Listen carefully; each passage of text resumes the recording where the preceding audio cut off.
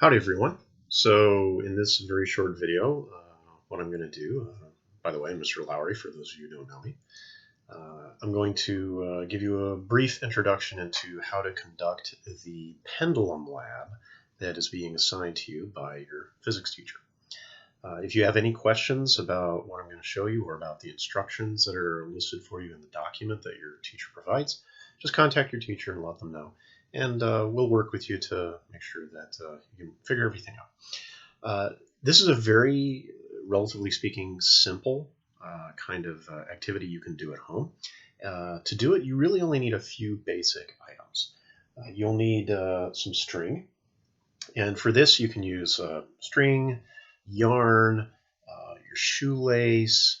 You can use like the power cord that you use to charge up your phone or something like that. Anything that is long and flexible. Okay. You also will need something to act as the pendulum bob. You'll actually need three objects to act as the pendulum bob. For what I did is I raided my cat's toy chest. I have a golf ball, I have a little foam ball, and I've got a little plastic ball. And it's important that these three objects be relatively small and that they have pretty different masses, right? You should be able to tell the different masses by kind of feeling the weights and so on, or by doing the old shake test that you may remember from the inertia lab. You can use, you don't have to have spherical objects like these. You can use anything that's relatively small and has a little bit of mass to it.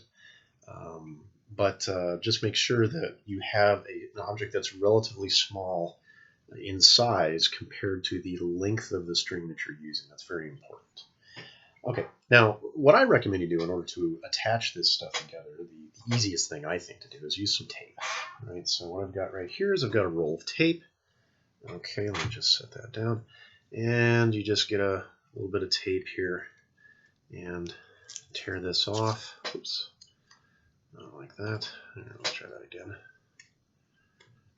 Okay, so get a little piece of tape and you take your pendulum bob, put the string on it like so, and then just tape it down nice and tight there.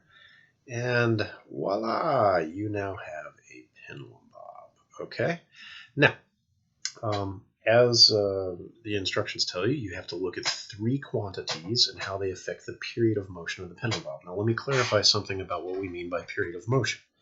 The period of motion is the amount of time it takes to go back and forth one complete oscillation. So if you're thinking about a grandfather clock, you think about the pendulum on a grandfather clock, it goes tick, tock.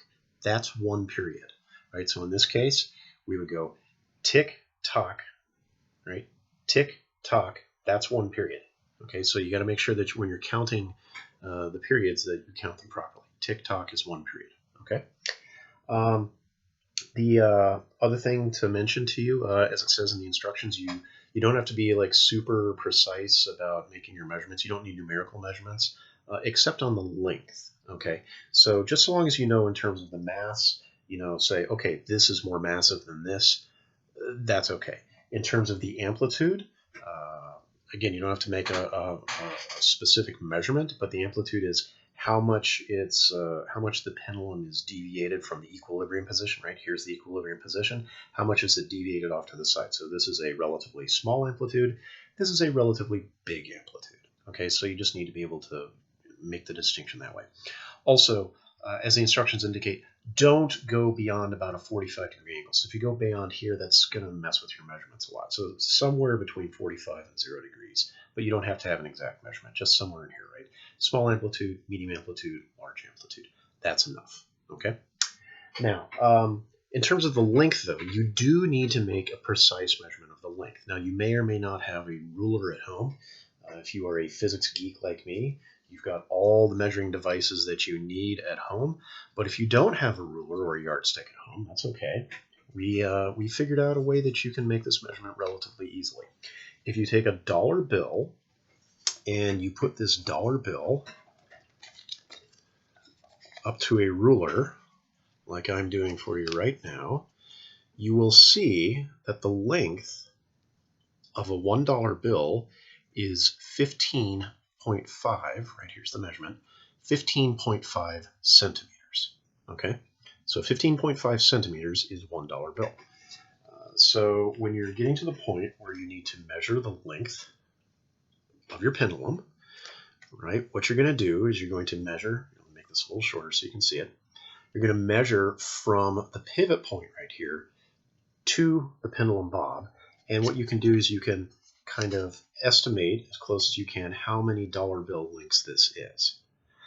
And then you have a conversion factor, right? $1 bill length is 15.5 centimeters. You know the number of dollar bill lengths, so then you can do some quick conversions to figure out how long is the pendulum bob in centimeters. Now note that you're going to have to convert that to meters at some point, as the instructions indicate.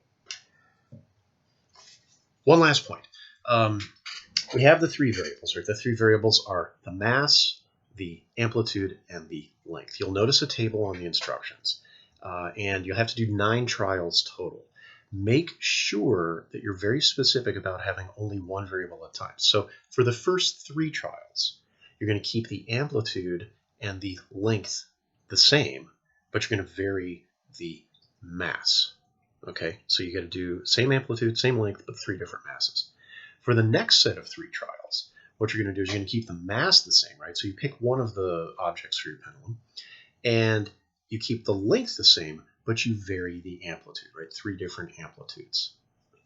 And on the last 3 trials, you keep the same pendulum mass, right? So you pick one of the bobs and stick with it. You keep the same amplitude, but then you vary the length. You have 3 different lengths, okay? That's it. If you have any questions, talk to your teacher, and best of luck. Go Team Physics.